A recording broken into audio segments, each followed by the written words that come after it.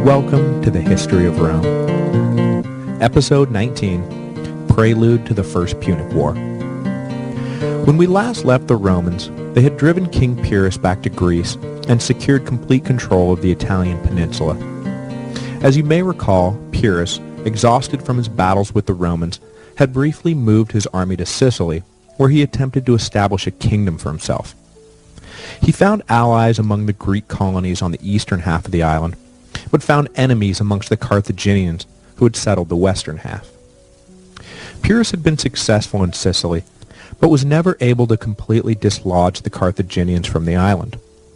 He had every intention of widening his war by invading Africa, but a near revolt by his Sicilian Greek allies caused him to instead abandon Sicily altogether. As he sailed away, Pyrrhus made a prescient comment, the veracity of which is dubious, like every other direct quote from the ancient world, but is worth relaying. The Greek king, a veteran of the post-Alexandrian dynastic struggles of the eastern Mediterranean, knew an inevitable great power confrontation when he saw one. Sicily lay equidistant between Rome and Carthage, and was too rich not to be coveted by both. So, while watching the island recede in the distance, he said, "What a field we are leaving for the Romans and Carthaginians to exercise their arms." 10 years after sailing from Italy for good, Pyrrhus's prediction bore out, and the two great powers, Rome and Carthage, were at war in Sicily. But before we get too far into this, we should address the question of who the Carthaginians were, and why we call their long struggle with Rome the Punic Wars, and not something easier to remember, like, the Carthaginian Wars, like we do with the Samnite Wars, and the Latin War, and the Macedonian Wars, which you can tell just by looking at the name were fought against the Samnites, and the Latins, and the Macedonians. To start with the obvious, the Carthaginians come from Carthage, a city on the north coast of Africa near modern-day Tunis. They were primarily a trade-based empire, and by the time the Punic Wars rolled around, they were the leading economic power in the western Mediterranean. Carthage was founded around 800 BC by Phoenician settlers. The word Punic is a derivative of the Latin word for Phoenician, and it's what the Romans themselves called the Carthaginians. So today, we learn about the Punic Wars rather than the Carthaginian Wars. The Phoenicians were the strongest maritime power of their day, and are remembered most of all for providing one of the first written alphabets in history. They spread their influence across the Mediterranean by establishing a series of autonomous colonies from modern Lebanon to the Straits of Gibraltar. Any sense of political solidarity between the new cities quickly vanished, but economically they formed the backbone of a new trans-Mediterranean trade network that persists even to this day. In the western Mediterranean, Carthage soon became the richest city, owing to its favorable geographic position, located along the narrow strait between Africa and Sicily. Essentially, to get from here to there in the Mediterranean, you had to sail right by Carthage, so it quickly became a hub of commercial activity and rich as a result. Politically, the Carthaginian government was a mixed oligarchy. There was a people's assembly, but it was mostly ceremonial and rarely called upon to make important decisions. The real power lay in the Senate, a body made up of the richest families in Carthage. And the real power lay with a council of 100 within the Senate made up of the richest and most distinguished senators. The Senate elected the chief executive of Carthage, the Suffet, who served annually with minimal constraints on power. The only aspect of Carthaginian life the Suffet did not control was, interestingly, the army, which was left to a professional corps of generals. This is obviously a marked contrast to the Romans, who elected their executives primarily to lead their armies, with every other function serving almost as an afterthought. The other major contrast between the Romans and Carthaginians politically was that the Carthaginians did not suffer the kind of class conflict that forever plagued Rome. Access to the aristocracy, and therefore power, was based entirely on wealth. This makes sense given the primarily commercial focus of their empire. If you were poor and made yourself rich, you were invited into the Senate. And if you were rich and lost all your money, you were kicked out. It was pretty much that simple. It is for this reason that the People's Assembly in Carthage did not have nearly the clout that its corollary in Rome did, There was no lingering discrimination of new wealth by old families, so there was no real sense of disenfranchisement by men with money who would have otherwise driven democratic political reform. The way to get ahead in Carthage was to make money. Nobody cared if you made it last week or 10 generations back. And if you didn't have money, there wasn't a whole lot you could do to change the system. All of this contrasted with the political history of Rome, and it left the two empires with very different worldviews. But this contrast was nothing compared to their views on the role of the armed forces. The Roman legions were made of Roman citizens and led by Roman citizens. Military service was obligatory in Rome, and the most important contribution to civil society a citizen could make. Carthage, however, had no such tradition. Led primarily by businessmen and not warriors, the Carthaginians contracted out the work and hired mercenaries to fight their wars for them. There was a small contingent of professional Carthaginian soldiers who led the army, but the actual fighting was done by Numidian cavalry, Spanish infantry, and Balearic slingers, all paid for out of the great Carthaginian treasury. There are more than a few who argue that the distinction between the citizen army of Rome and the mercenary army of Carthage was the deciding factor in the wars between these two otherwise equal powers. This is probably an oversimplification, but the distinction should be kept in mind as we go forward. Now, historians hate to talk about inevitabilities and consider it an insult when anyone starts talking about how this or that historical event was destined to occur, and the Punic Wars are no different. It is easy to say in passing that the conflict between Rome and Carthage was inevitable and simply move on, but things are never so easy. There are many, many steps on the path to war, and if either Rome or Carthage had acted differently at any one of those steps, they may have indeed avoided the armed conflict that embroiled them for so long. But in the end, come on, let's face it, a war between them was inevitable. They were two economic and political powerhouses whose territorial boundaries bordered one another. What did you think was going to happen? When Pyrrhus was driven from Italy and the Romans finally held the peninsula free and clear, the countdown was on for a war between Rome and Carthage.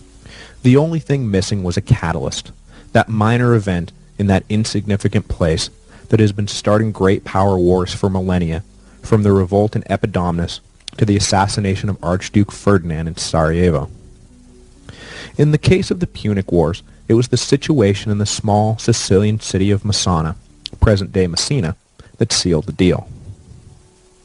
The backstory to that situation is that a group of mercenaries from Campania, called the Mamertines, had been hired by Agathocles, the king of Syracuse, to fight his war with the Carthaginians for control of Sicily between 315 and 305 BC. A stalemate peace had been reached by 300 that divided the island between Greek and Carthaginian interests, with Messana ceded to Carthage. When Agathocles died in 289 BC, his Italian mercenaries were left unpaid and unemployed. Never a good combination.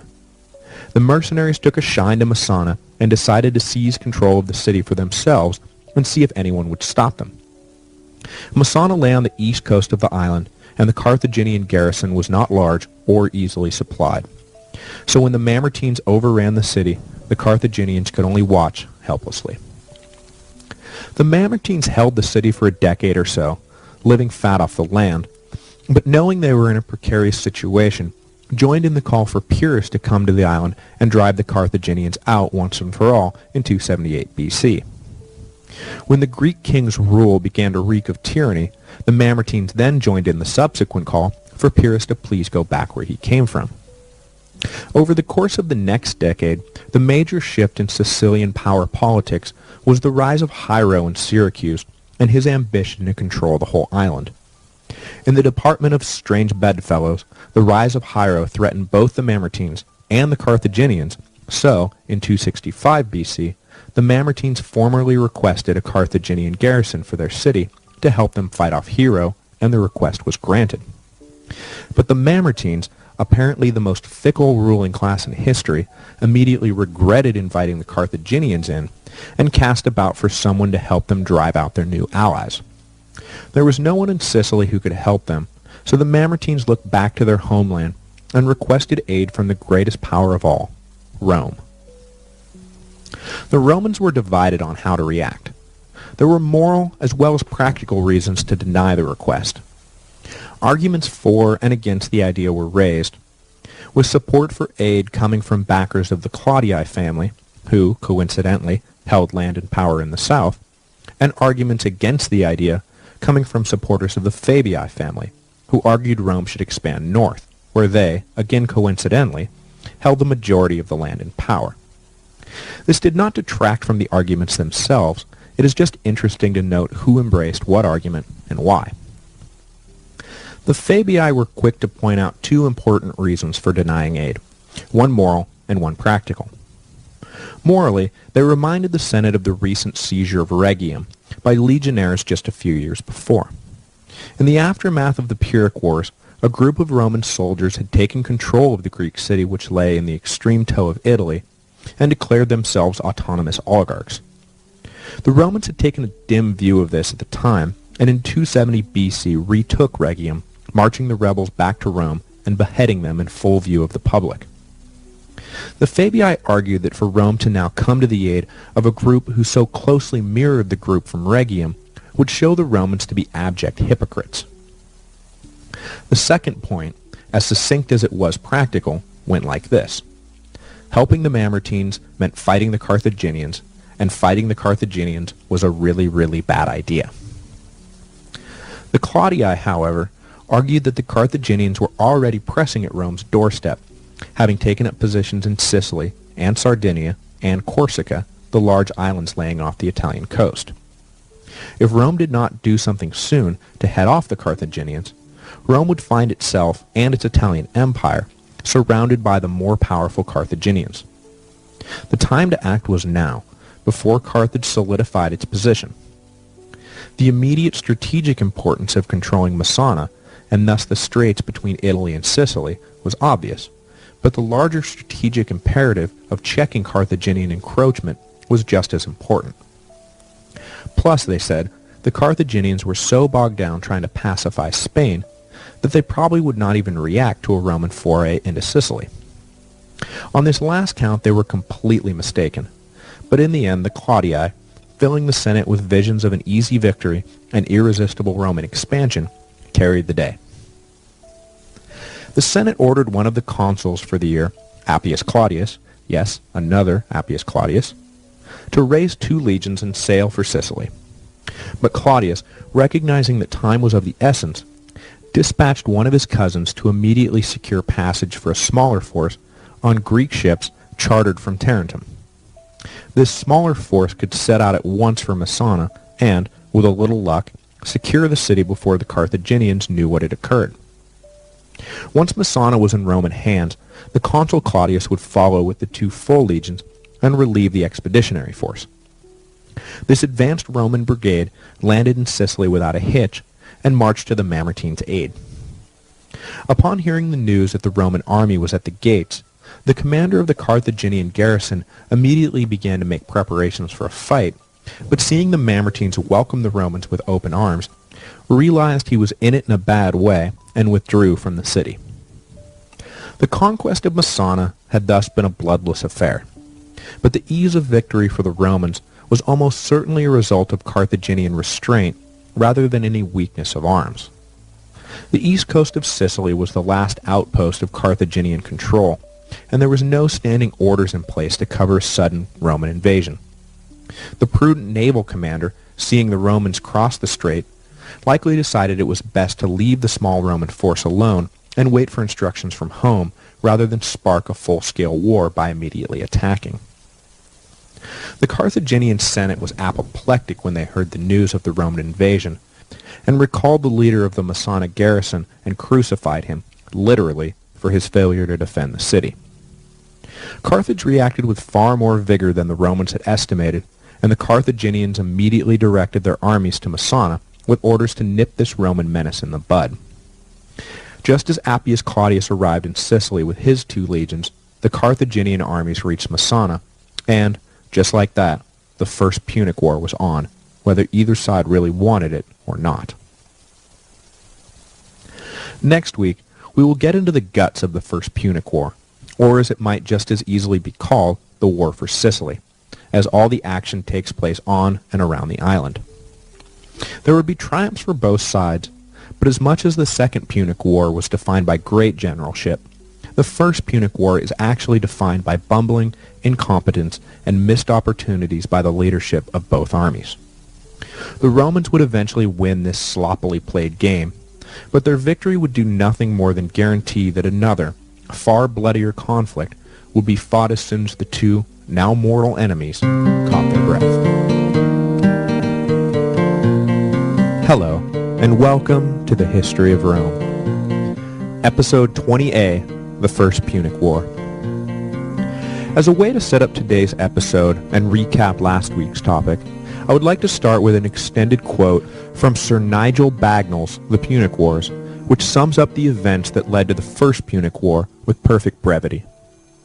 A gang of ex-mercenaries turned brigands seized Messana to exploit its people and its natural resources for their own enrichment. Faced with the threat of falling under the domination of Hiero of Syracuse and losing their privileged status, the Mamertines turned to the Carthaginians for help. Soon finding their arrangement unsatisfactory, they invited the Romans to help them instead. The Romans had recently recovered one of their own cities, Rhegium, from a similar band of adventurers whom they considered so reprehensible that they had taken them to Rome for public execution. But in spite of this, they accepted the Mamertines' invitation and occupied Messana. The temptation to acquire a foothold in Sicily and secure the straits in the face of Carthaginian unpreparedness clearly overcame all moral considerations. It was an example of blatant opportunism. Though they gravely underestimated the consequences, the Romans had the muscle, and they used it. In 264 BC, Rome had dispatched one of its consuls for the year, Appius Claudius, along with 2 legions to Sicily, with the understanding that they were to quickly secure the city of Messana in the northeast corner of the island, and then take what further territory they could. Claudius had been a vocal supporter of invading Sicily, and was positively licking his lips at the thought of the riches and glory he was about to win for himself. He managed to slip by the Carthaginian fleet stationed in the straits between Italy and Sicily, and marched 2 legions to Messana, where he joined the small expeditionary force led by his cousin that was already holding the city for Rome. Upon his arrival, Claudius immediately set about fortifying his position, knowing that despite his claims of easy victory to the Senate, the Syracusans who controlled the southeast quadrant of the island and the Carthaginians who controlled the western half were not going to simply let Rome waltz onto their turf without a fight. He did not have to wait long for a reaction from the 2 major established powers on the island. Upon hearing the news that the Romans had arrived in Sicily, Carthage immediately concluded a treaty with Hiero, the king of Syracuse, and they launched a joint effort to dislodge the interlopers. Hiero marched his army north from Syracuse, and the Carthaginians marched east from their strongholds on the western edge of the island. They met at Messana and made preparations to lay siege to the city. Claudius was outnumbered by the 2 armies, but as he watched his opponents set up their camps, it was obvious they had not yet coordinated their armies. Seizing the initiative, Claudius marched out and attacked Hiero's force first, driving them off with little difficulty. Hiero had no incentive to put up stiff resistance to the Romans. The treaty with his longtime nemesis Carthage was nominal at best, sort of a, well, if you're going to fight the Romans, go ahead, I've got your back.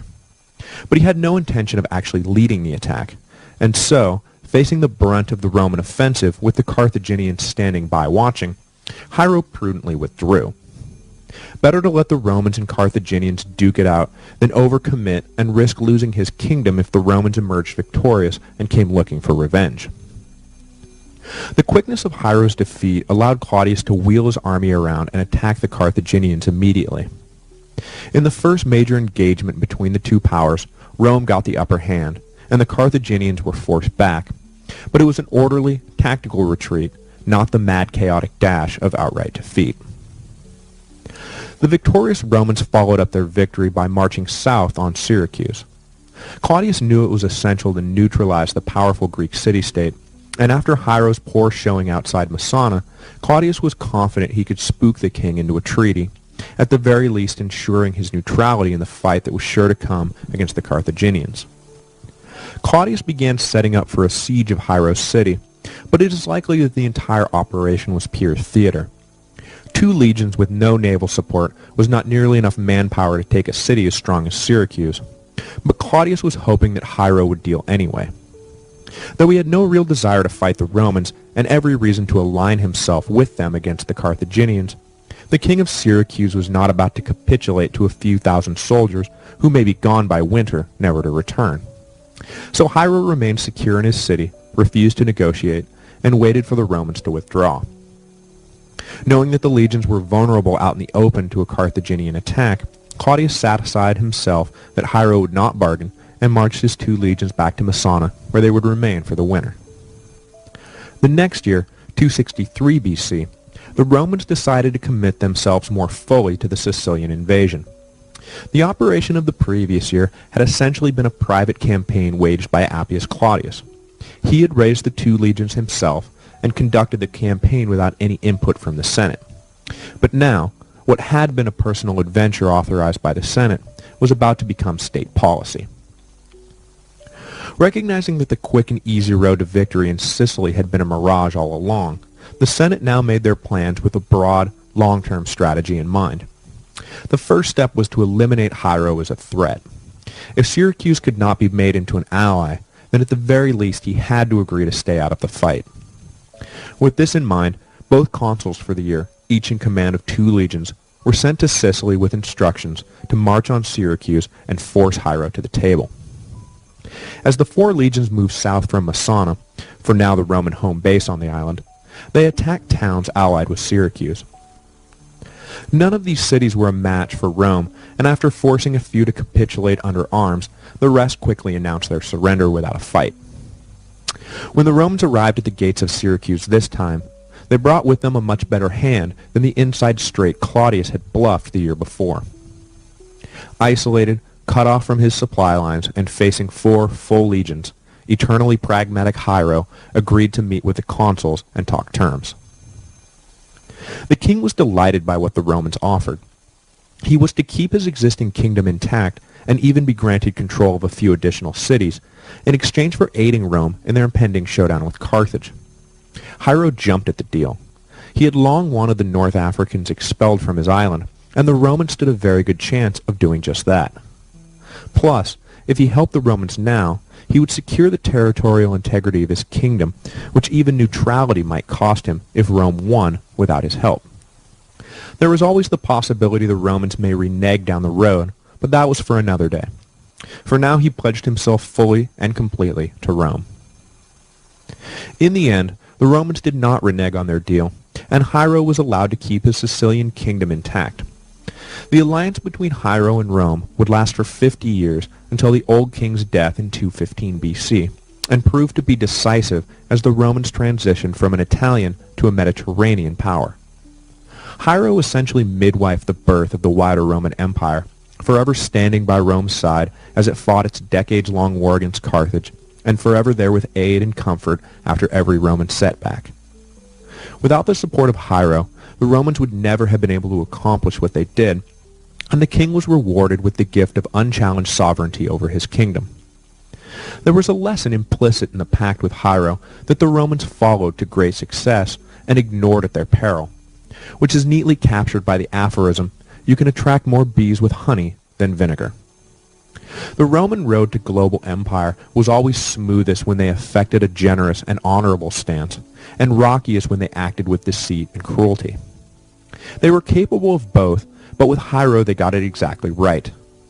However, in their attempt to win the rest of Sicily, they displayed far less wisdom and protracted the conflict longer than necessary by driving cities to the Carthaginian side with acts of unnecessary brutality, as was with the case of the sack of Agrigentum.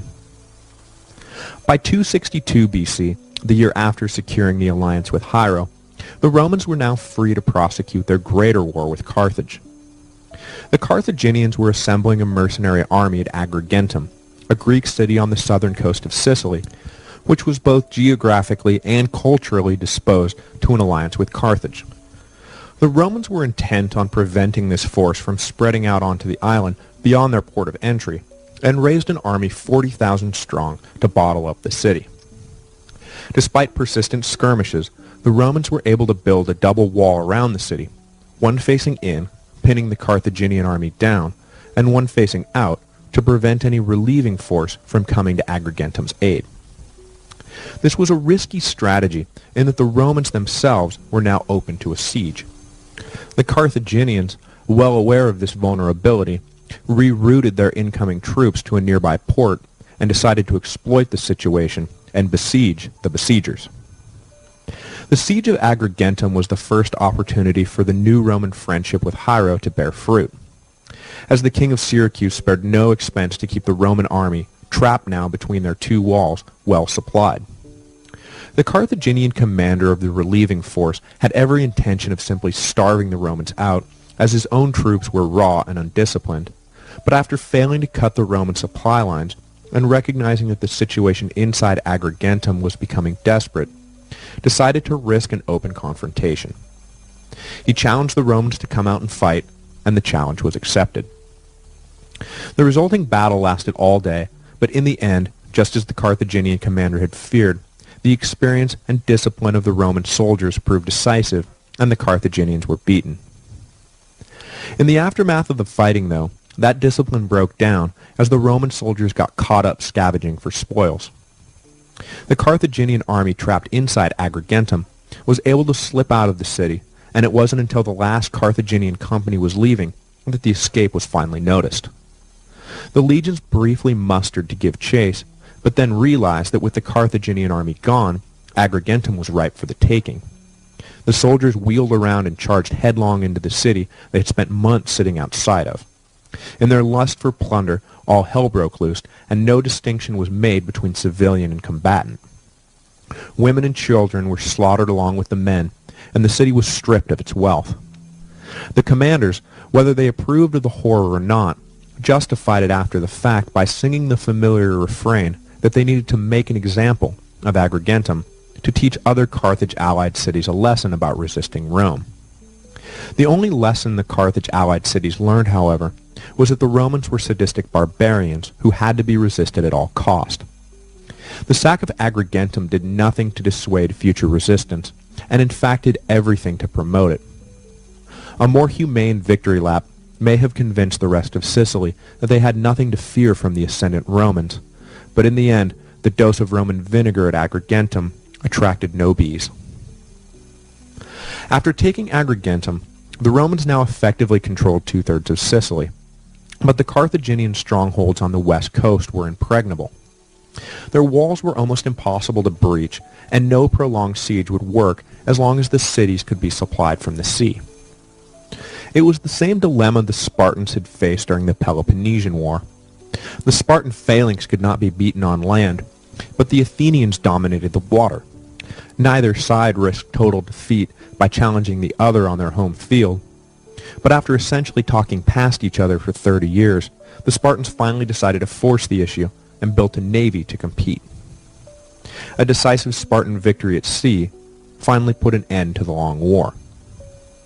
In the First Punic War, the Romans were dominant on land, but the Carthaginians controlled the sea.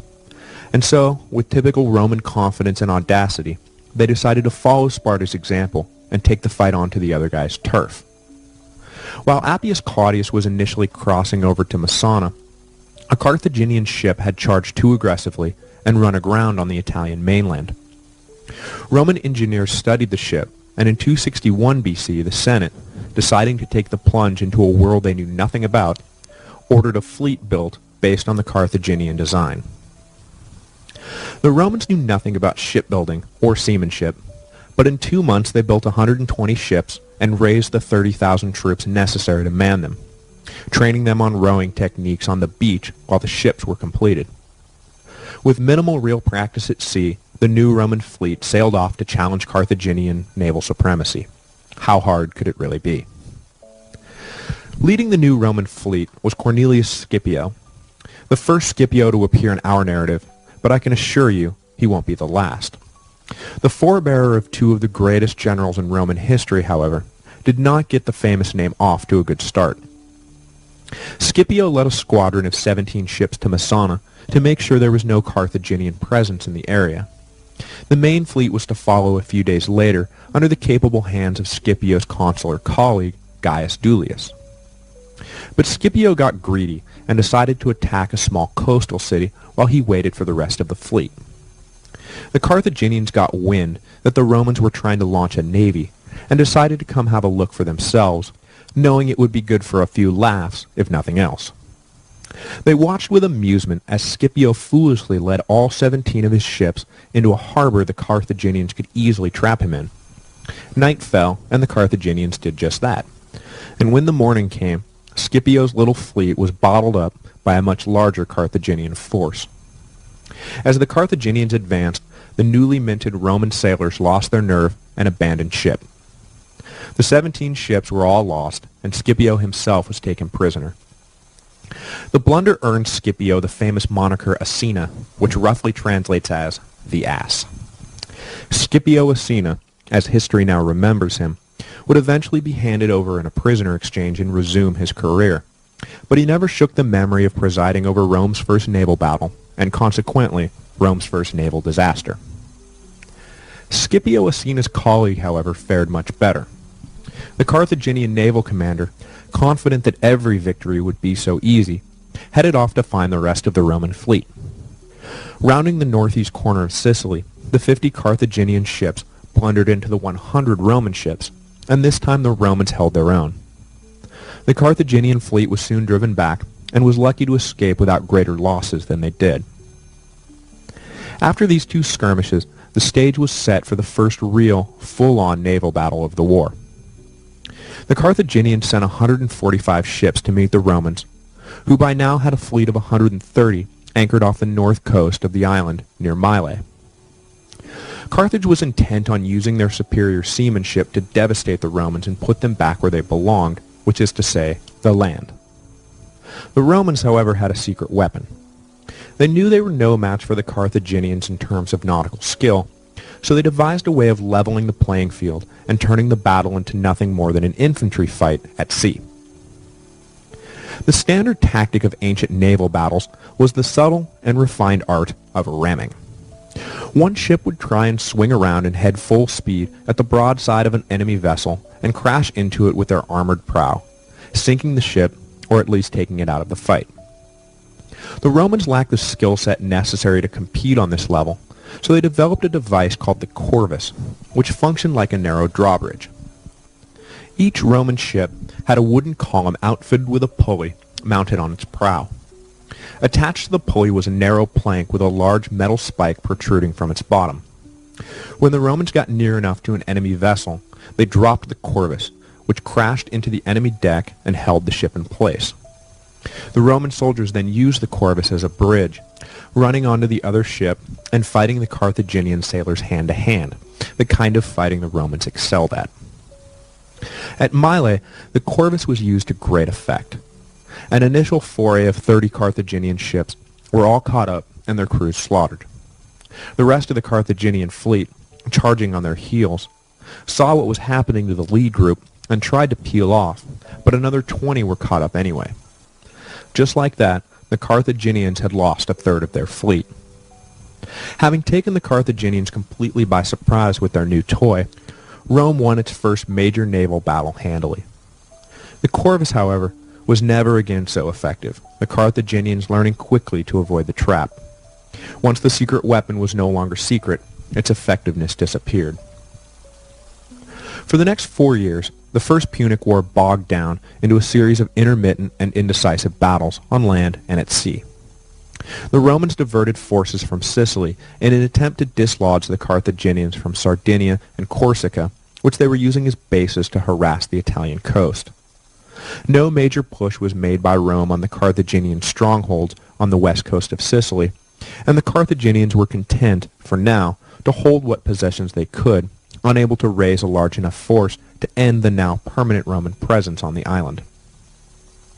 In 255 BC, however, the Senate decided that its muddled and incoherent strategy of having forces spread across multiple islands would leave them at war forever and initiated a much bolder strategy that would change the whole dynamic of the war. They would invade North Africa. For this mission, the Romans built a massive fleet of 330 ships, 250 ships of war, and 80 troop transports to ferry the standard ground legions into Africa. Once there, the infantry would disembark, march on Carthage itself, and put an end to this war once and for all. That was the plan, anyway. The Carthaginian Senate was alarmed at what the Romans were obviously up to, and ordered a massive fleet of their own to intercept the invasion force before it could be launched from Sicily. The Carthaginian fleet waited for the Romans to load up their 80 transport vessels, which had to be towed behind rowed ships of war. The Carthaginians knew they didn't necessarily have to win the battle to end the threat of invasion. They simply had to sink the helpless transport vessels. No invasion force, no invasion. The two fleets met in the shadow of Mount Ecnomus on the southern coast of Sicily. If the ancient sources are to be believed, then the Battle of Ecnomus was one of the largest naval battles in the history of the world, with something like 600 ships and 200,000 sailors and soldiers taking part. The Romans set off in a well-planned triangle formation, placing the troop transport at the base of the triangle for maximum protection. But the Carthaginians managed to bait the lead ships out of formation by feigning a retreat. The lead ships of the wedge headed off in pursuit of the Carthaginians, and the back Roman line was unable to keep up. The feint successful, the Carthaginians then whipped around and locked up the advancing Romans, leaving the transport sitting ducks for another squadron of Carthaginian ships. However, despite thoroughly outmaneuvering the Romans, the Carthaginians were unable to seal the deal, and the Roman line towing the transports were able to fend off the attack. The lead Roman ships then got the better of their opponents and were able to swing back around to relieve the beleaguered back line.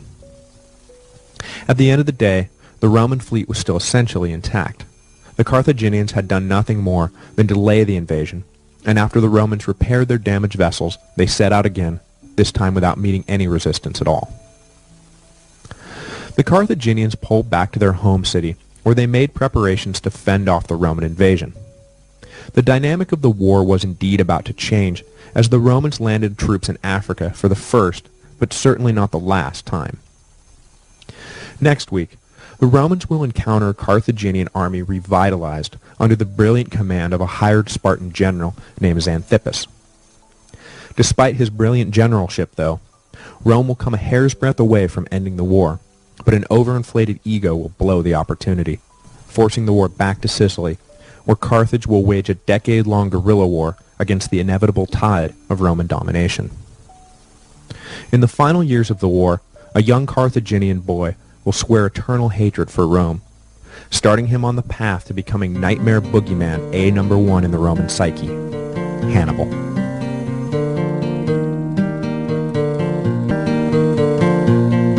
Hello, and welcome to the History of Rome. Episode 20b, The First Punic War. After years of inconclusive fighting on and around Sicily, the Romans decided the time had finally come to stop fighting the tentacles of the Carthaginian Empire and stab right at its heart. They assembled a massive invasion fleet of 350 ships on the southern coast of Sicily, and, in 256 BC, set sail for Africa. Though they were stalled by one of the largest naval battles in history, the Romans were able to regroup and set out once again, no worse for the wear. They had been set back a few months, which threw a small monkey wrench into their plans, but the Romans remained focused and confident that they were on their way to sack Carthage and end the war. In charge of the operation was the senior consul for the year, Marcus Atilius Regulus. Originally, the plan in place had been to land about 50 miles southeast of Carthage, disembark the legions, set up a defensive perimeter, and begin the march on the enemy city. The logic behind landing down the road from Carthage and not right on their doorstep was twofold. First, the waters immediately surrounding Carthage were patrolled by the weakened but still powerful Carthaginian navy. The Romans concluded that any resistance they faced at sea would be far stiffer than any they met on land. Second, the Romans had no illusions about the ease of taking a great city like Carthage, so just as they had done with Syracuse, they knew they needed to isolate Carthage and cut off its supply lines. So, as the legions made their way to Carthage, they were supposed to convince locals along the way that Carthage was doomed and it was time to join the Roman side. Once the infantry reached Carthage, the bulk of the fleet would set up a blockade of the city, outside the reach of the Carthaginian navy, but still standing between Carthage and its maritime supply routes. It was a good plan, but the Battle of Ecnomus had set it all back a few months, and by the time the Romans finally landed in Africa, winter was fast approaching. There was no way to provision the entire force, which included something like 75,000 rowers, so just like that, the carefully laid plan was tossed out and improvisation commenced. Most of the fleet was ordered back to Sicily, leaving Regulus in Africa with 15,000 infantry and 500 cavalry. His instructions were to hold the Roman position for the winter and do his level best to begin the process of turning Carthage's allies against them. Regulus, though, had in mind for himself the glory of ending the war, and decided to march for Carthage anyway, with or without naval support. He still understood the wisdom of isolating the Carthaginians, though, and attacked Carthage's North African allies along the way. It was at one of these stops, about 40 miles from Carthage at the city of Adis, that the Romans met their first real resistance from the Carthaginian army. However, afraid of meeting the Romans out on the plains, the Carthaginians took to the hills, where they figured the strength of the legions would be diminished. This, however, was a disastrous strategy for two reasons. First, the Romans had just spent 60 years locked in a mortal death struggle with the Samnites, and had learned every trick in the book when it came to hill fighting. And second, the one true superiority of the Carthaginian ground forces was their cavalry, which, in the hills, were effectively taken out of the fight altogether. So after the Carthaginian generals carefully set themselves up to fail, all that was left to do was take the field and do just that. The Romans marched up into the hills and dislodged the Carthaginians with ease, driving them out of the area. The city of Adis then surrendered without further resistance. The Carthaginian Senate was now beside itself. Its army had been dispatched with ease, and the Romans were on the move. Adding to their despair, reports began to arrive that the fragile Carthaginian domination of the Libyans and Numidians was breaking down and revolts were flaring up. The defection of the Numidians was particularly distressing. In the whole of the Mediterranean, the Numidians were by far the best horsemen. Without the Numidian cavalry riding with them, the one advantage the Carthaginians did have would go out the window. Cut off from their allies, and without an army strong enough to oppose the legions, the only option left to Carthage seemed to be negotiation. The writing was on the wall, and when the Romans finally did arrive at Carthage, envoys, not an army, were sent to greet them. Regulus agreed to meet with them, and by all accounts was about to receive significant concessions from the Carthaginians and bring an end to the long war, when fate, or rather ego, stepped in. Intemperate in his demands, Regulus laid terms of surrender so preposterous that the Carthaginians were forced to refuse. He demanded the Carthaginians leave Sicily, Corsica, and Sardinia forever, that they completely dismantle their navy, pay a huge punitive fine to Rome, and, as a final humiliation, sign a treaty that would place Carthage under the sovereignty of the Roman Senate. The Carthaginian envoys were shocked. Regulus was essentially acting as if he had defeated the Carthaginians in battle and was imposing terms, rather than bargaining with a weak but still unconquered city. The Carthaginians were better off rejecting the terms and praying for a miracle than just giving away the farm without making the Romans even work for it. So the envoys returned to Carthage and announced that they had failed to give up, which is pretty hard to do when you think about it. But all was not completely lost for the Carthaginians.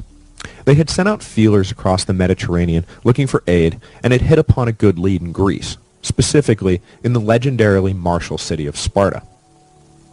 At the same time that negotiations were underway with Regulus, word came that a Spartan general with a small but lethal force of Greek mercenaries were on their way.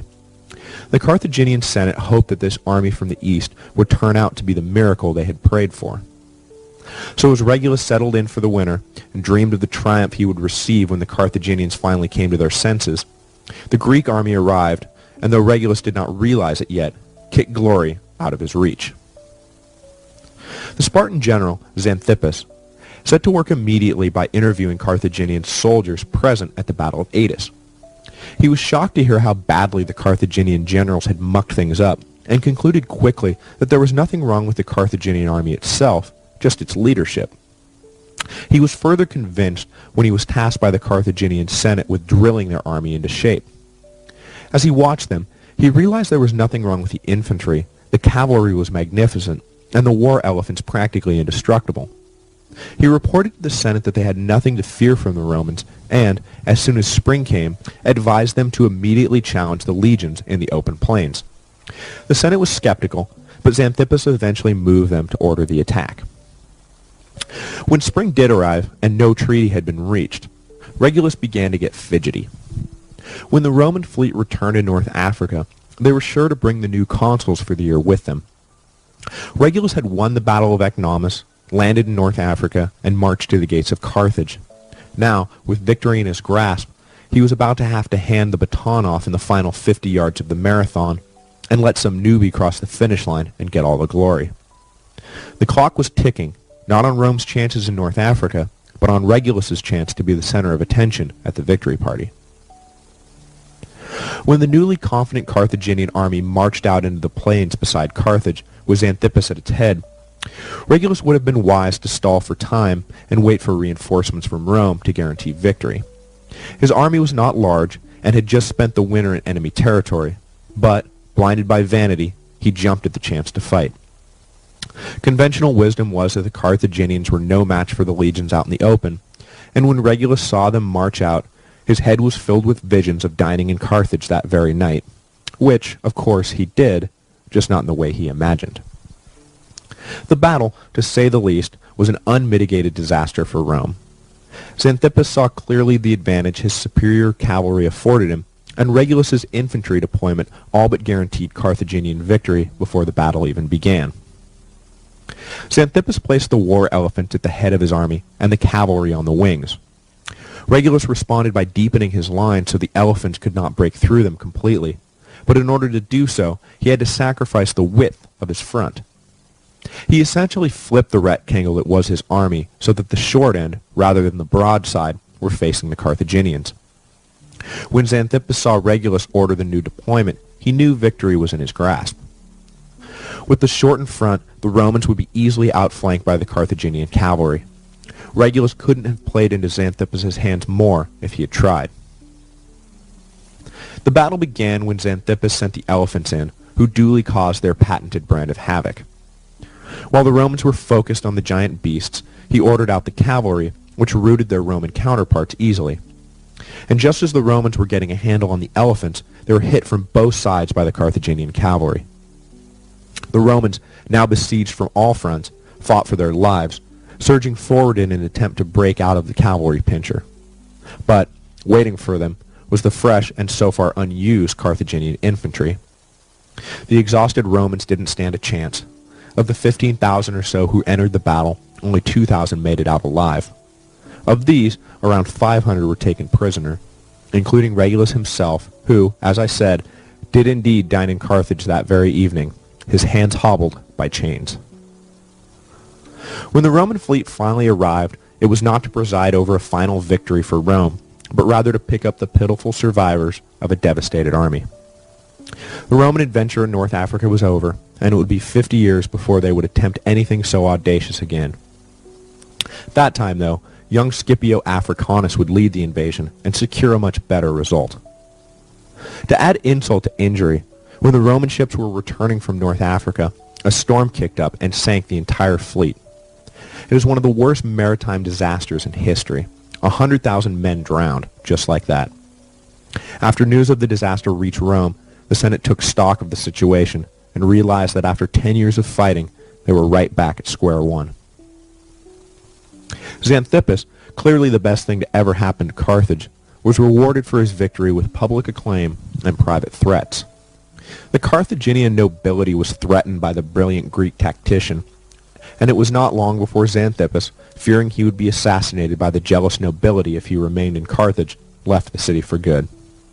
The loss of so great a commander did nothing to help the Carthaginian war effort. It was one of the great blunders of the war that the nobility let their own paranoia take precedence over actually winning the fight. Xanthippus could have done great things for them, but he was never given a chance.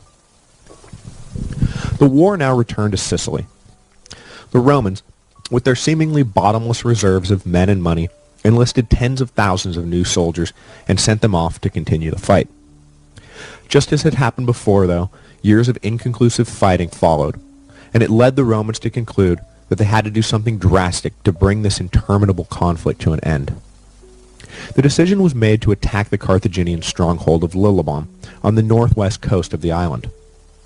A victory there would mean the end of a Carthaginian presence on Sicily, and the Romans prepared for the attack with all the energy and skill they could muster. They built a fleet of about 80 ships to blockade Lillibon's harbor and ordered the bulk of their land forces to the city with instructions to bring it to its knees. But despite the massive investment of time and money into siege equipment and provisions, the Carthaginians simply would not be moved. They had little trouble running the blockade, which the inexperienced Romans did a poor job of maintaining, and they kept themselves well supplied. In 249 BC, after about a year of getting nowhere, new consuls arrived at Lillibon, and one of them, Publius Claudius Pulcher, brought with him a bold plan. He gathered the military tribunes together and made his pitch.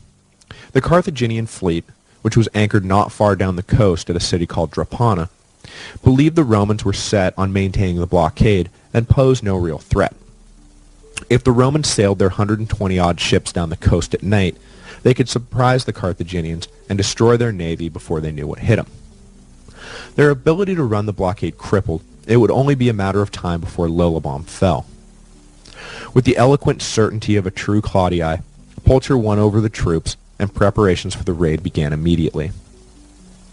However, Pulcher made one huge mistake at the outset of the operation that sealed his fate and secured his place in Roman history not as a great hero, but one of its greatest goats.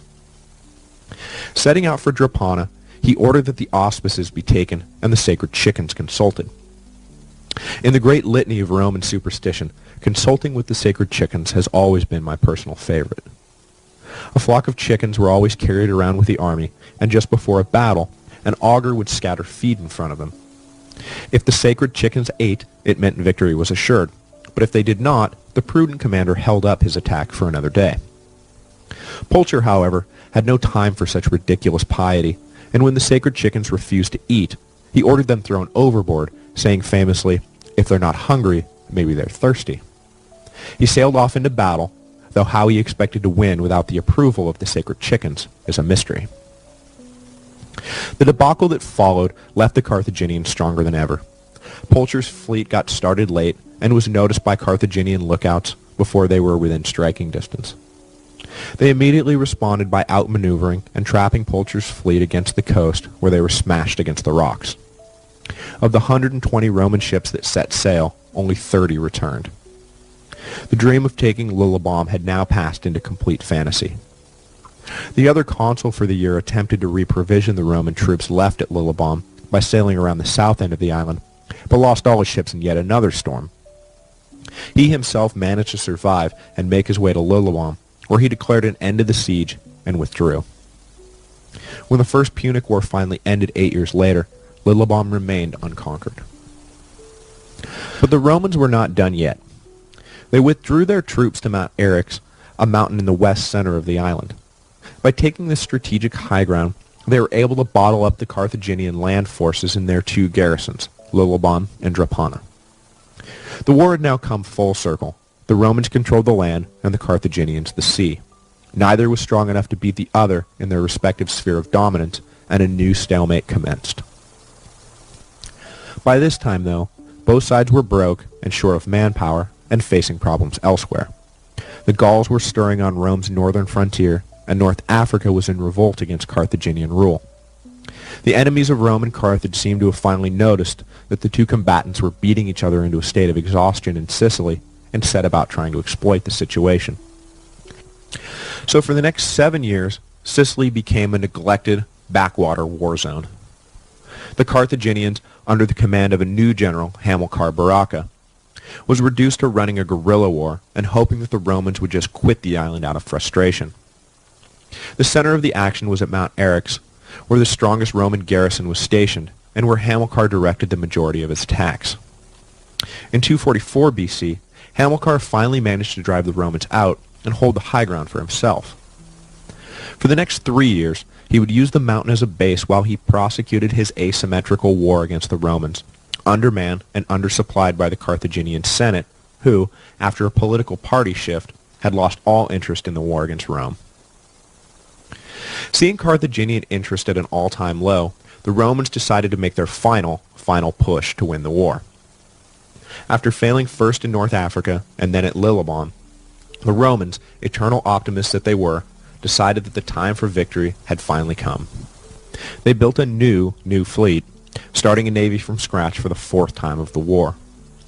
The Carthaginian fleet had been removed from Sicily after the disappearance of Rome from the seas a few years earlier, and there was nothing standing in the way of the Romans as they once again blockaded Lillibon and Drepana, the last two Carthaginian outposts on the island. This time the blockades worked, and the garrisons were slowly starved out. The Carthaginians suddenly became interested in Sicily again and launched their entire fleet to drive the Romans off. But the hastily mustered crews were this time less experienced than the Romans, who had been at sea for some time. Around the northwest coast of Sicily, the last battle of the war was fought, the Romans decisively routing the Carthaginian navy. The garrisons about to fall, and with no way of keeping himself provisioned, Hamilcar reluctantly opened negotiations with the Romans. The final treaty, hammered out by Hamilcar and his Roman counterpart, read, "There shall be peace between the Carthaginians and the Romans, subject to the approval by the Roman people, upon these conditions. The Carthaginians shall relinquish every part of Sicily. They are not to make war against Hiero, nor do anything to disturb the Syracusans or their allies. All the Roman prisoners will be returned without ransom, and a tribute of 200 talents of silver paid within 20 years. Returning to Carthage, Hamilcar immediately began to look elsewhere for an opportunity to make up for Carthage's loss of Sicily and set his sights on Spain. He did not forget the humiliation of having to abandon Mount Eryx, however, and as he sailed north with his eldest son Hannibal in tow, he made the 9-year-old boy swear an oath of eternal hatred for the Romans, which the boy did. It was an oath Hannibal never forgot, and he would dedicate his entire life to the destruction of the Romans, the mortal enemy of his family. The First Punic War was now over, and Rome was the clear victor. However, the peace settlement did not address the larger issues still facing the two strongest empires in the western Mediterranean. Yes, Rome had won control of Sicily, and the Carthaginians had been forced to retreat, but the North Africans were undeterred in their quest for territorial expansion. The First Punic War settled the issue of who controlled the island of Sicily, but did nothing to settle the larger issues of who controlled the greater Mediterranean. In that larger game, the Carthaginians still obviously felt confident that they could win. The First Punic War, as I said last week, was marked by poor judgment on both sides, and ironically, it was the victorious Romans who seemed to make more boneheaded moves than the defeated Carthaginians. Regulus blew an opportunity to end the war, and because he let his ego get in the way, the conflict dragged on 10 years longer than it should have.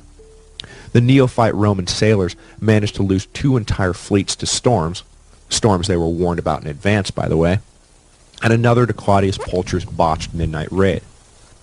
If it had been anyone else, each of these disasters by themselves would have been enough to shut down the war, but the Romans were able to absorb the losses, and it was their deep pockets, more than battlefield skill, which they rode to victory. The Carthaginians, for their part, found themselves succumbing as much to the reputation of the Romans as anything else. Despite the fact that Xanthippus clearly demonstrated that the Romans could be beaten on land, the Carthaginians were reluctant to invest in their land forces. After the last of their fleet was dashed on the rocks in 248 BC, the Romans essentially ceded the water to Carthage.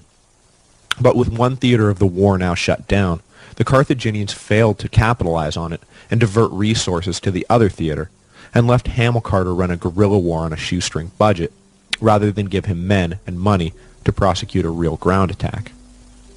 The winner of the First Punic War was always going to be the side that succeeded on the other team's field. So it went to the Romans, who finally raised one last navy. If the Carthaginians had sucked it up and done the same thing, only building an army rather than a navy, they may have succeeded in pushing the war-weary Romans off the island. It would have been an interesting historical turn had that occurred. The war marked the first time Rome fought outside of Italy, and had they lost, Overseas fighting may have left a bad enough taste in their mouth that they would have contented themselves with merely an Italian empire. As it stood now, however, Rome's first overseas adventure had left them with a rich new province, and it merely whetted their appetite for more.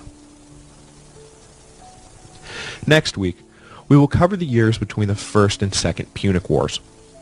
Rome would face a Gallic army pressing down from the north, and also make their first foray east, landing an army on the far side of the Adriatic. All the while, Carthage was consolidating its holdings in Spain. Both sides knew the peace between them could not last forever. It was only a matter of time before hostilities between the two great powers resumed. In 218 BC, the peace would finally break, and Hannibal Barca would make good on his oath, descend into Italy, and wreak havoc not just in the Roman countryside, but in the Roman mind. Hello, and welcome to the History of Rome. Episode 21, Interbellum. For both the Romans and the Carthaginians, the First Punic War had been an exhausting experience. Rome emerged in a better position geopolitically speaking, but both sides had been drained of money and manpower, and were significantly weaker for the great effort they had expended over Sicily. As a consequence, both sides were vulnerable to attack from opportunistic enemies. I will only briefly review the challenges faced by the North Africans during the interwar period, before moving on to a detailed look at the Roman confrontations with Gallic armies to the north and Illyrian pirates across the Adriatic. This is, after all, the history of Rome, not the history of Carthage. So to quickly sum up Carthage's major post-war problem, let me just say that the Carthaginians ignored one of life's basic rules. Do not stiff mercenaries. Essentially, the new party that had taken control of Carthage in the last years of the war saw the conflict with Rome as a diversion from their main objective, making money. When the war ended, the mercenaries arrived in North Africa from Sicily and patiently waited for their due payment. But the new Carthaginian government was strapped for cash and decided a good way to save money and reduce the final bill for the war would be to drastically cut payments to their soon-to-be ex-employees. How they thought this would not blow up in their face is still a mystery. When the Carthaginian paymasters arrived at the mercenary camp, the troops, who were beginning to lose their cool because they had not yet been paid, began to settle down. Yeah, there had been a delay, but the Carthaginians were good to their word, and here at last was the riches they had just spent years earning with their blood and sweat. The Carthaginian envoys, however, launched into a speech that I can only imagine sounds eerily familiar to employees who have listened to a layoff announcement. We want to thank everybody for their hard work. The future looks bright for Carthage. We just need to streamline our liquidity outflow to maximize our revenue streams going forward. So anyway, you're all fired, and oh, by the way, your severance packages have been canceled. To say the least, the mercenaries did not take this lying down. They did not write letters to the editor railing against the injustice of the new global economy as they touched up their resumes. They grabbed their swords and said, "Trying to screw us, eh? We'll see about that." For the next 3 years, Carthage was locked in a war with its ex-army, a very dicey proposition when the whole reason you hired the mercenaries in the first place was that you didn't have a homegrown army of your own to speak of. But Carthage found some change in the couch cushions and hired different mercenaries to fight the aggrieved mercenaries. Carthage eventually won the fight, but the whole thing wound up costing more than if the Carthaginians had just paid up in the first place. There's a lesson in there somewhere, something about how easy life is when you simply live up to your obligations, and how difficult it becomes when you renege on promises.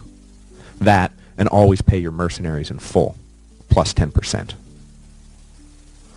The Romans, on the other hand, were not dealing with internal divisions, but rather external pressures. To put it broadly, there were two competing visions for the way the Roman Empire ought to grow, and two families who embodied those competing visions. On the one hand were the Claudii, who, as we have already seen, pushed for southern expansion and pressed for the invasion of Sicily. On the other hand were the Fabii, who looked north and pressed for Roman settlement of the Po Valley. At one point, the Etruscans had held this land, but by the time Veii was captured by Rome, the Po Valley had been lost to migrating Gallic tribes. So, for Rome, expansion north meant poking with a stick one of their most feared enemies, the Gauls. It had been 150 years since the sack of Rome, but the memory of barbarian hordes pouring through the gates was still fresh, and indeed, fear of the Gauls was a psychological demon the Romans would never fully overcome. But for the Fabii, this was immaterial. Rome's destiny was the conquest of the entire world, and they weren't going to let childish fears halt the inexorable advance of the empire. Rome did not explicitly pick a fight with the Gauls, but the permanent settlements they were building in Gallic territory were obviously going to spark some sort of response. In 241 BC, a single Gallic tribe rose up against the Romans, but were put down with ease.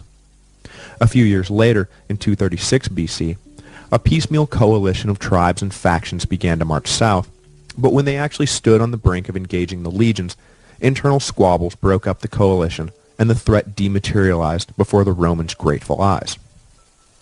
These minor uprisings were warning shots, and the Romans did not dismiss them. Rome was in the process of annexing the Gallic tribes right out of existence. Eventually the barbarians would have to fight or die. The Romans knew this, and so made their preparations accordingly. But before the final showdown came, Roman attention was diverted from the Gallic threat in a direction it had never looked before: east. The Adriatic had stood as the unofficial dividing line between the eastern and western Mediterranean for hundreds, if not thousands of years. But the division was about to break down completely. The process of integration begun by Pyrrhus as he tried to impose the east on the west would be completed by Rome when they ultimately imposed the west on the east. Rome's first official contact with the Greek world as an equal power came around 230 BC, after Illyrian piracy finally grew to be intolerable. Ancient Illyria, what we know of today as the Balkans, represented the far west reaches of the Greek world. Greeks in Athens or Corinth viewed the Illyrians as barbarians living on the fringe of the civilized world, and hardly worthy even of contempt. But then again, the Greeks of Athens and Corinth viewed the Macedonians the same way, so we can fairly take their snobbery with a grain of salt. The new kingdom of Illyria had formed around 240 BC, and at its height controlled the entire eastern seaboard of the Adriatic, including the once independent kingdom of Epirus. The kingdom did not extend far inland, however, and as a result, the Illyrians looked to the sea as their major source of wealth and power. But the economy of this new power was not run by an association of scrupulous merchants and traders, but rather by a gang of pirates and privateers. Much like the Barbary states of the 18th century, Illyria was a recognized sovereign funded entirely by criminal activity. They were tolerated by the Greeks because the targets of the piracy were non-Greeks, and the goods from the west still made their way to eastern markets, often at a reduced price, what with a low overhead outright theft provides. The Romans, however, who were the targets of the piracy, took a very different view. It was a menace that had to be dealt with. Little was done at first, but when the Illyrians began to boldly attack Roman port cities, the dam of restraint was broken, and in 228 BC, Rome launched itself against the Illyrians with brutal precision. At the same time as the military campaign was launched against the Illyrian cities along the Adriatic, Rome also launched a diplomatic mission to Greece to explain what they were about to do. The Romans wanted to make sure the Greeks understood that the war with Illyria was limited in scope and would be over when the pirate menace was crushed. Yes, Roman troops were about to set foot in Greek territory, but there were no plans for them to remain longer than necessary, and no further invasions east were planned. The Greeks took this to heart, and the Romans were well received, marking the official beginning of diplomatic relations between Rome and the great cities of Greece. The Greeks still viewed the Romans as backward barbarians, but the power of Rome was at least acknowledged, the Corinthians even going so far as to invite Rome to take part in the Isthmian Games, which finalized the acceptance of Rome into the Greek political world as a full equal. There was also another element to the diplomatic mission, which was secondary to the mission at hand, but would far outstrip the Illyrian pirate question in ultimate importance. The Macedonians had been consolidating their empire again, much to the dismay of Greece proper. The Romans too looked at the successors of Alexander with concern. They had their hands full with Carthage in the west, and had no desire to have their back door kicked down by a newly resurgent Macedonian empire.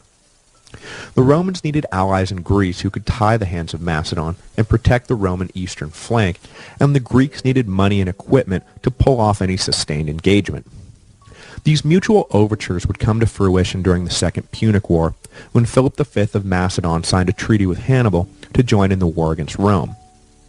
Philip may have been able to tilt the scales decisively against Rome, but he never made it out of Greece, as Roman allies there opened up front after front and kept Philip plugging leaks in his empire rather than marching his armies across the Italian peninsula and joining with Hannibal to form an invincible anti-Roman army.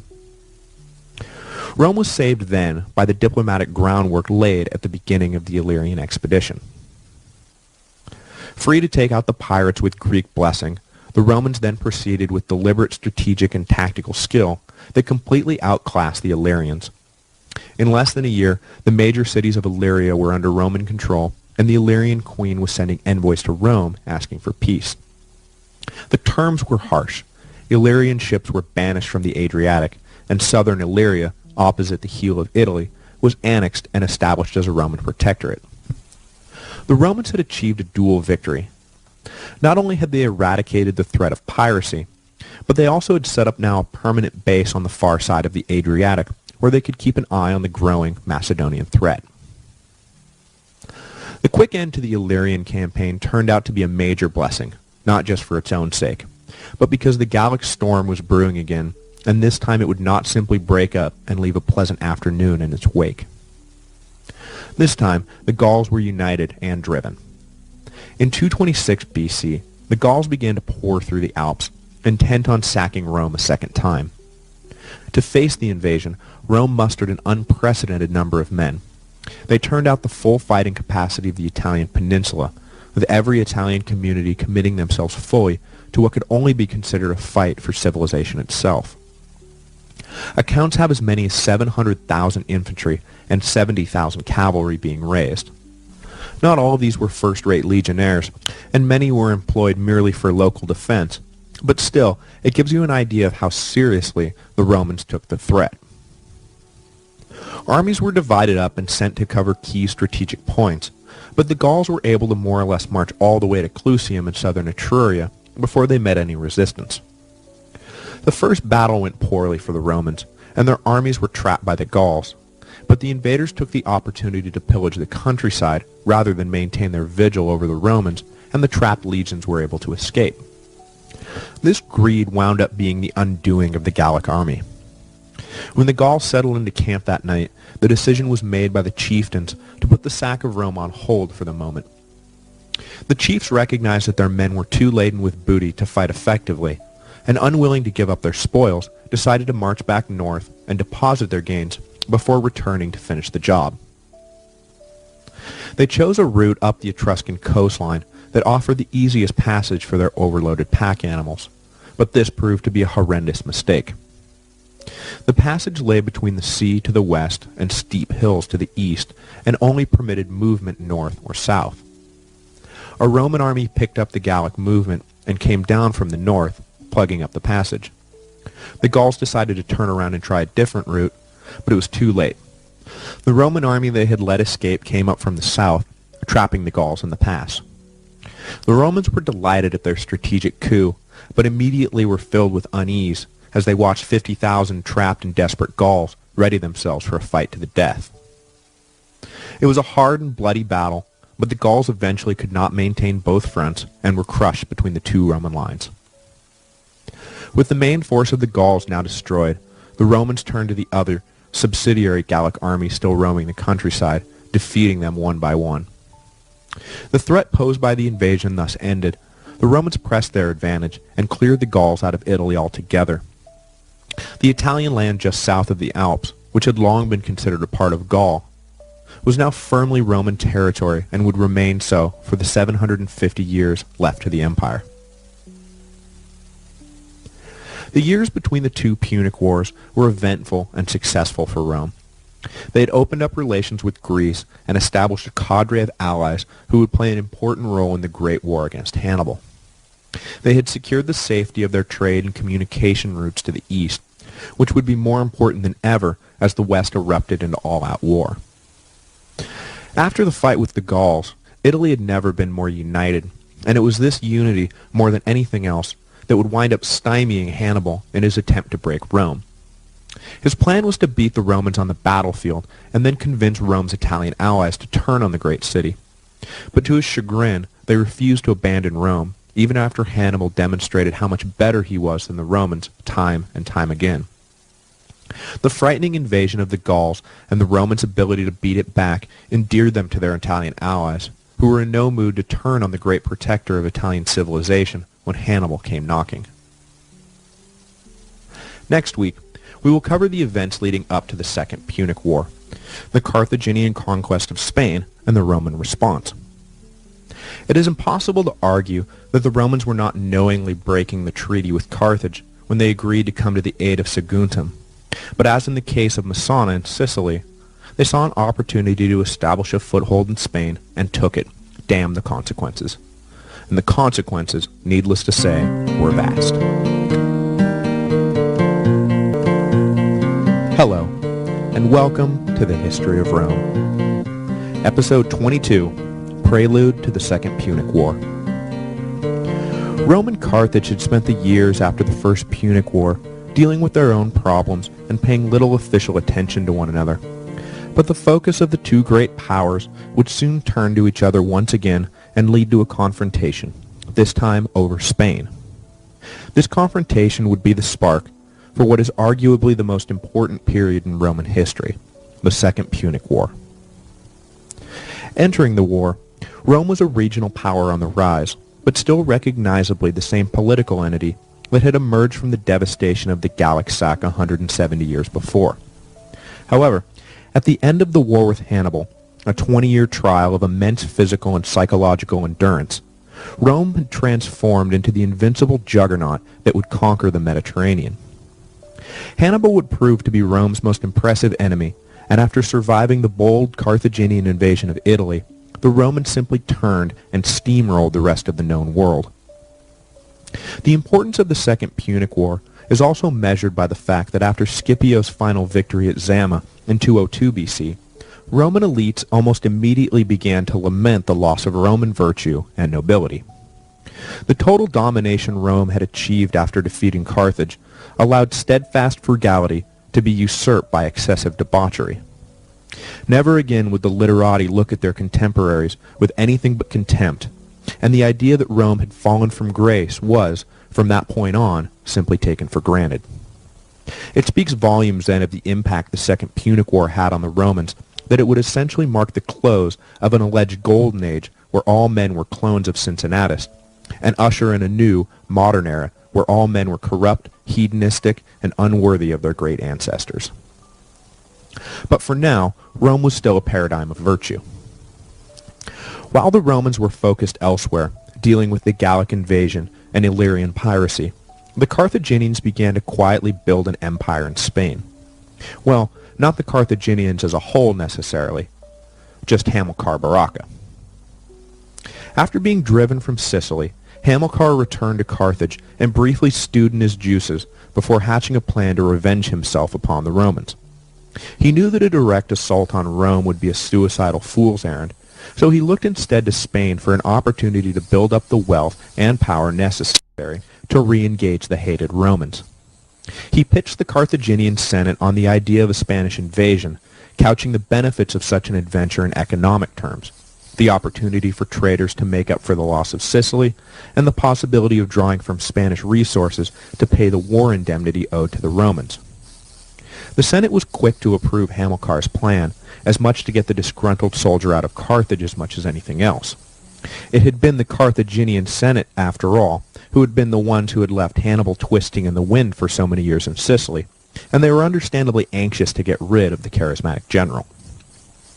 So in 337 BC, without a navy to speak of, Hamilcar marched his army west across North Africa and crossed the Straits of Gibraltar into Spain. The Iberian Peninsula was at that time populated with tribes whose prowess on the battlefield was matched only by their lack of political sophistication. There were three broad tribal groups, the Iberians, the Celts, and the Celtiberians, who were a commingled mix of the two races. But to say that Spain was decentralized would be an understatement. Not only were the tribes constantly at each other's throats, but within tribes, individual settlements formed intense rivalries with their neighbors. When Hamilcar embarked on his conquest, his task was made immeasurably easier by the total lack of cooperation amongst the natives and the willingness of locals to join the Carthaginians if it meant getting the better of their neighbors. Hamilcar set up a base just over the strait from Africa in southern Spain and began to steadily grow Carthaginian influence over the peninsula. Hamilcar, though, was not interested in simply conquering Spain for the greater glory of Carthage. He was intent on setting up an autonomous empire for himself. Sure, his dispatches home did not reflect this ambition, but he clearly took steps to make the Barca family the preeminent rulers of the peninsula, not the Carthaginian government per se.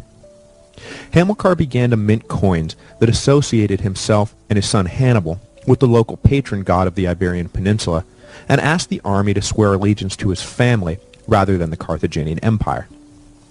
Hamilcar was laying the groundwork for a quasi-divine dynasty in Spain that he hoped to pass on to his sons. The Carthaginian Senate, for their part, left Hamilcar to his own devices. They were happy to be rid of the ambitious general, and as long as the cash kept rolling in, they didn't care who a bunch of backwards tribesmen were worshipping. Spain was an incredibly resource-rich territory and produced massive quantities of high-grade silver. There is no doubt that the silver mines were the prime attraction for both Hamilcar and later the Romans. It is an interesting historical parallel to note the similarity between the Carthaginian and Roman exploitation of Spain and Spain's own exploitation of the New World 1700 years later. Both had the effect of flooding the markets of the world with vast amounts of new wealth, and one wonders at the effect of having their own resources violently stripped years before had on the Spanish decision to seize South American gold mines with such vicious abandon. Maybe there is no connection at all, but as I said, it is at least an interesting coincidence that Spain, of all places, was the New World of the Old World. Hamilcar marched his armies out north and east, taking possession of whatever territory he entered, and soon commanded a large portion of southwest Spain. In general, Hamilcar treated the native armies who resisted with a combination of ruthlessness and leniency. The leadership would be executed, but the troops themselves would be sent home.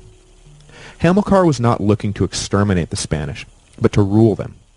His long-term plans centered around drawing from the vast pool of Spanish infantry, if they could be called that, to fill his army when he finally launched himself once again at the Romans.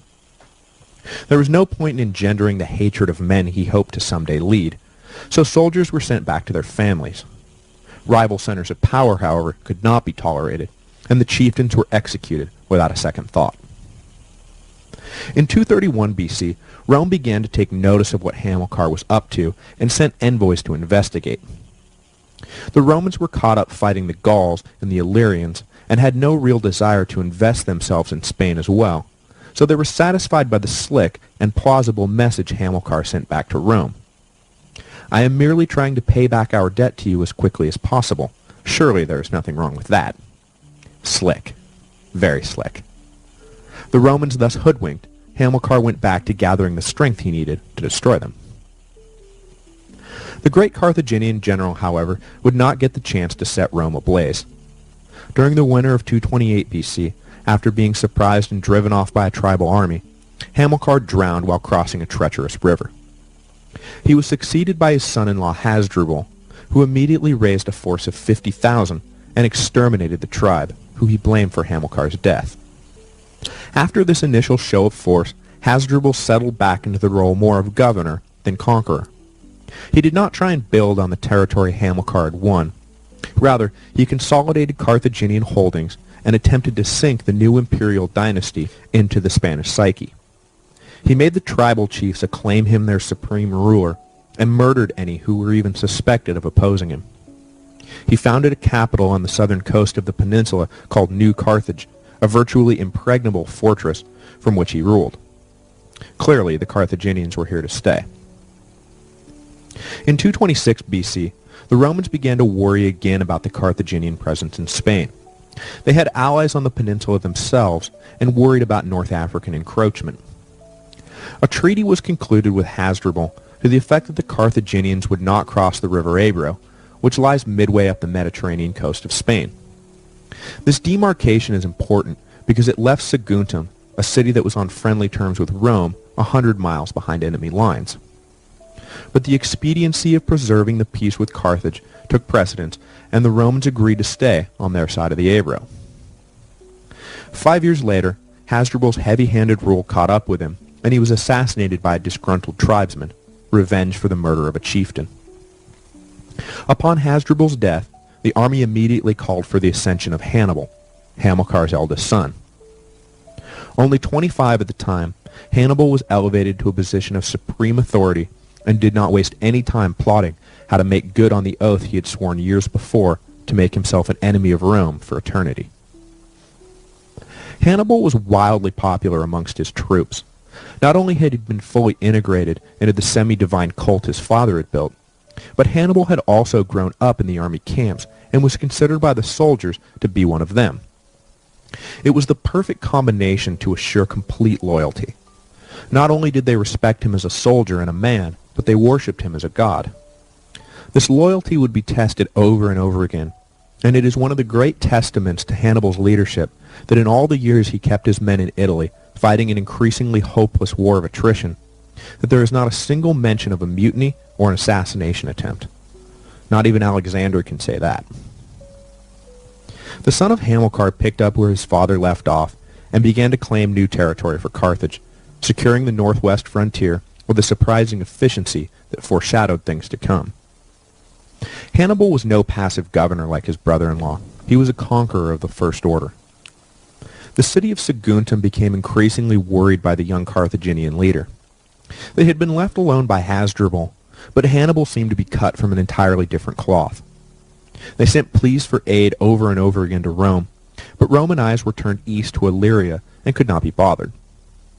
Finally, Saguntum kicked up enough of a fuss that the Romans sent a mission to Spain to get a look at the new Carthaginian leader themselves and take stock of the situation. The Roman envoys did not like what they saw one bit, and came away convinced that war with the Carthaginians was imminent, though they believed any campaign would be limited to Spain. This allowed for a certain Roman laxness when it came to preparations. They would raise some legions and send them to man the Ebro. Some skirmishes would ensue, but Hannibal would not be so silly as to cross the river. He was just testing the limits of Roman tolerance. But then Hannibal laid siege to Saguntum, and the Roman hand was forced even further. Conflicts within the Roman Senate created a mixed response that all but ensured a full-scale war. Despite the treaty they had signed restricting the legions to the far side of the Ebro, Rome appreciated its alliance with Saguntum and did not want to see it fall into the hands of the Carthaginians. So rather than following the treaty to its logical conclusion and sacrificing Saguntum for the greater peace, the Romans sent envoys to Carthage demanding an end to the siege. The Carthaginians replied that they were well within their rights to act in whatever way they wished in their own territory, and the Romans ought to butt out. There were factions in the Carthaginian Senate who did not appreciate the position Hannibal was putting them in, but a treaty was a treaty, and the Romans had no legal claim to Saguntum, so what were they doing making demands and issuing threats? The Romans were sent away, and the western Mediterranean stood on the brink of war once again. All that was left was the official declarations. Saguntum fell after an 8-month siege, and Hannibal sacked the city. The Romans responded by raising a 3-pronged force to deal with the now palpable Carthaginian threat. The main force would be sent to Africa to inflict as much damage there as possible. Another would be sent to Spain to deal with Hannibal and teach the young upstart a lesson. A third was placed in the Po Valley to deal with any possible invasion the opportunistic Gauls might attempt. Of the three, the army in the Po Valley was considered merely a rearguard defensive force who would possibly, but not likely, see action. The war, in Roman eyes, was clearly going to be fought in Spain, just as the First Punic War had been fought in Sicily. Hannibal, however, had other plans. The army in the Po Valley would soon find themselves not skirmishing with Gallic tribes, but rather engaging head-on a Carthaginian invasion force. Next week, we will begin what is sure to be at least a month of episodes dedicated to the Second Punic War. As I said, It is one of the most important and taxing periods in Roman history, and proved to be the closest the Romans would come to destruction until the crisis of the 3rd century AD 500 years later. So next time, we will begin the long and arduous path to the Battle of Zama by following Hannibal's long and arduous path through the Alps to immortality.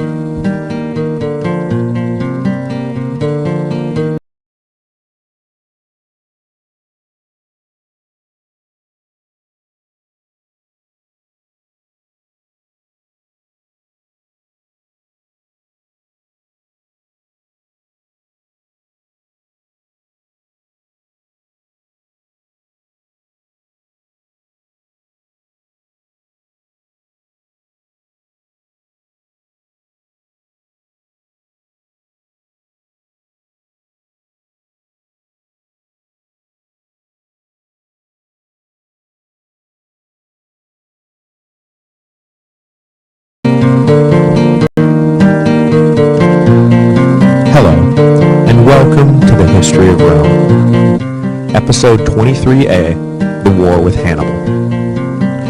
Rome had laid its ultimatum at the feet of the Carthaginian Senate after Hannibal had laid siege to Saguntum in Spain. If the Carthaginians did not immediately recall Hannibal from the field and cease their aggressive operations, Rome would declare war. The Carthaginians declined to do as the Romans asked, and both sides immediately began to prepare for battle. The Roman consuls for the year, Cornelius Scipio, father of the famous Scipio Africanus, and Sempronius Longus, began to raise legions with the intention of simultaneously attacking both Spain and North Africa. But in Spain, Hannibal was making preparations of his own that would throw the Roman war plan into complete disarray. He formulated a bold strategy to break the Romans by way of a direct invasion of Italy. The Romans were worried about Gallic opportunism on their northern border, but did not anticipate a full-fledged Carthaginian invasion at all. Hannibal amassed a force of 90,000 infantry, 12,000 cavalry, and 67 war elephants at New Carthage, and in April of 218 BC set out on a campaign that would ultimately last 17 years. His first task was to simply make it out of Spain. The Carthaginians only controlled about half the country, and the march to the Pyrenees was a difficult one. Hannibal had no time for prolonged sieges and was forced to directly assault the cities he passed, suffering heavy casualties as a result. Before passing into modern-day France, Hannibal released the less reliable elements of his Spanish infantry and passed into Gaul with a force of about 50,000. In Rome, Hannibal's movements passed without notice. Sempronius Longus was in Sicily preparing a fleet for the invasion of Africa, and Scipio was in North Italy raising a fleet of his own for the attack on Spain, neither suspecting that in a matter of months they would both be fighting for their lives in the icy sleet of the Po Valley. Scipio set out for Rome with 2 legions, and after 5 days at sea put into port at Massilia on the eastern banks of the Rhone River.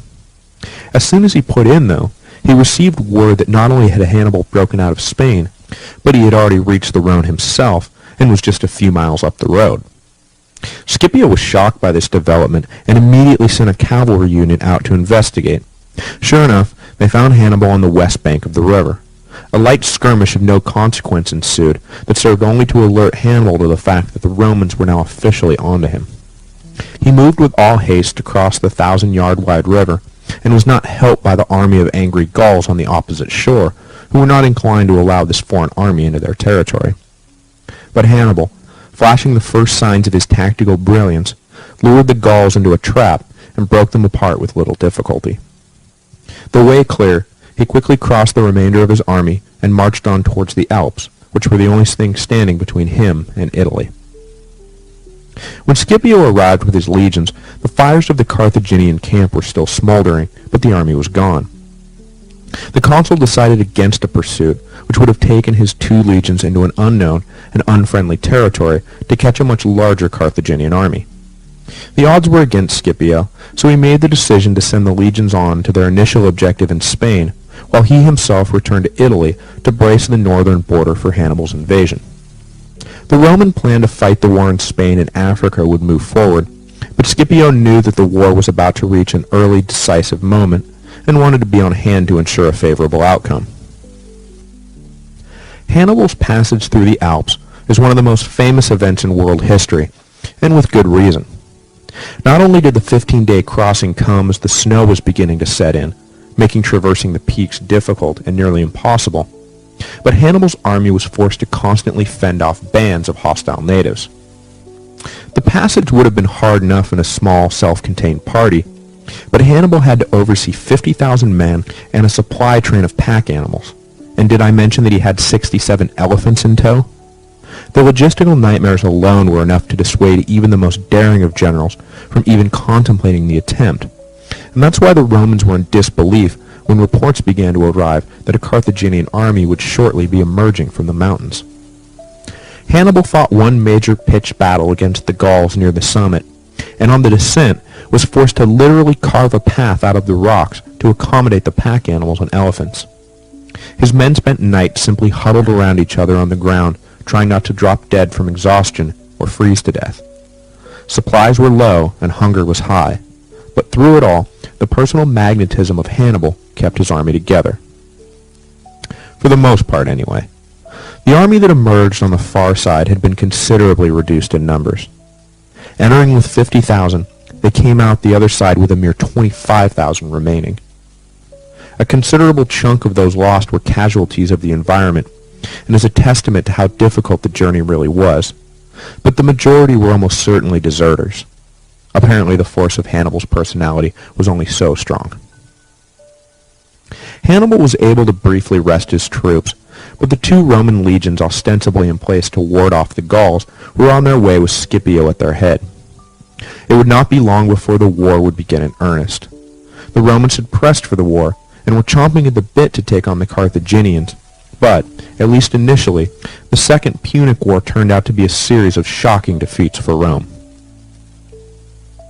The first battle was fought on the banks of the Ticinus, the largest tributary of the Po River. Scipio, eager to engage the invading Carthaginians, built a bridge across the river and crossed over to meet Hannibal. In the battle that ensued, the Romans matched up just fine with their infantry, but their cavalry was woefully inadequate in the face of their far superior Numidian counterparts. The Romans were outflanked and driven back to the bridge they had built. In the withdrawal, Scipio himself was